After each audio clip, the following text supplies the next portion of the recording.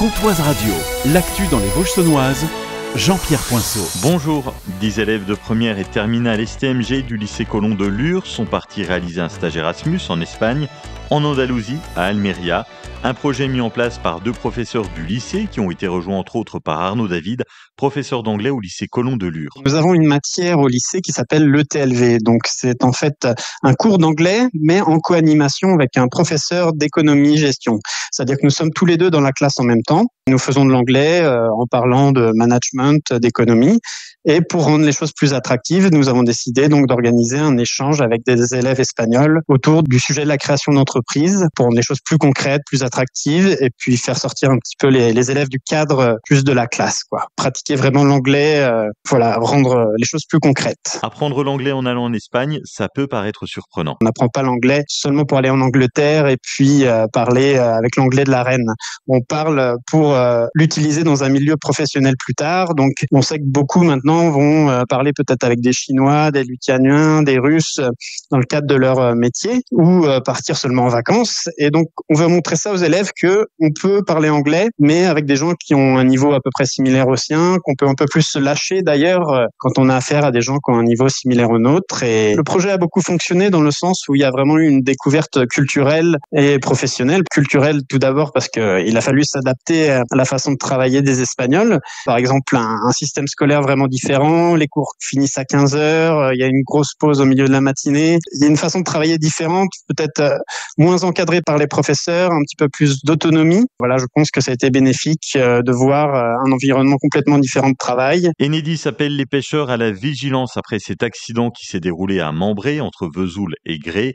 La ligne du pêcheur s'est enroulée autour d'un câble à haute tension, coupant l'électricité pour 380 foyers. Il a échappé de peu au drame grâce à l'absence de contact direct. En cause, les cannes à pêche dépassent souvent les 10 mètres, alors que certaines lignes haute tension sont à moins de 7 mètres du sol. Il existe une application mobile gratuite, Ligne Alerte, pour permettre de repérer les zones à risque. Malgré un contexte compliqué et des ressources limitées, la ville de Lure va réaliser 4 millions d'euros d'investissement. Éric Houlet, maire de la ville. 4 millions d'euros dans tous les quartiers, dans tous les domaines. Au centre-ville, l'îlot Saint-Martin, tout le secteur autour de l'église qui va être entièrement requalifié, le pôle équestre que nous allons achever, 2 espaces publics dans le quartier d'habitat social du Mortard, une aire de jeu, place de la Libération, mais un programme d'investissement quand même ambitieux, 4 millions d'euros pour une petite collectivité, pour une petite ville de 8000 habitants, ce n'est pas rien. À Saint-Loup-sur-Semouse, le budget 2025 a été voté à l'unanimité, sans hausse d'impôts. Le maire Thierry Bordeaux confirme plusieurs projets pour la commune. Le principal, la création d'un hameau de santé près du conservatoire avec des logements modulaires pour professionnels de santé. Le transport à la demande sera élargi aux communes voisines. Le plan vélo est en préparation et l'aide à la rénovation des façades est reconduite. Un chantier de 6 millions d'euros démarre ce lundi à Genevreuil entre Vesoul et Lure. SNCF Réseau va moderniser le tunnel ferroviaire construit en 1858. Objectif, renforcer la voûte et rénover les entrées du tunnel sans perturber la circulation des trains. Les travaux se feront de nuit jusqu'en décembre. Aujourd'hui à Luxeuil, salle Labienus, se déroule un don du sang de 15h30 à 19h30. Il est possible d'y aller sans rendez-vous. Luxtrail, c'est le nom du premier trail luxovien qui se déroule le dimanche 1er juin.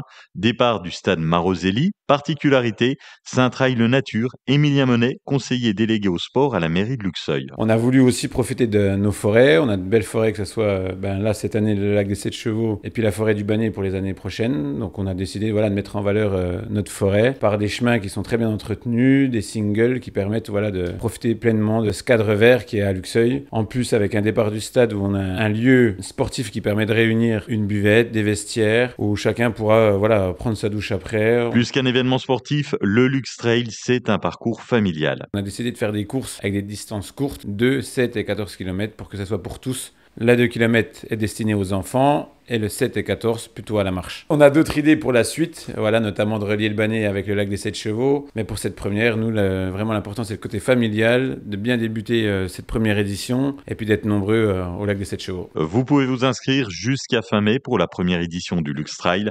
Inscription sur le site M-Chrono. Tarif de 2 € pour les marches à 15 € pour les trails.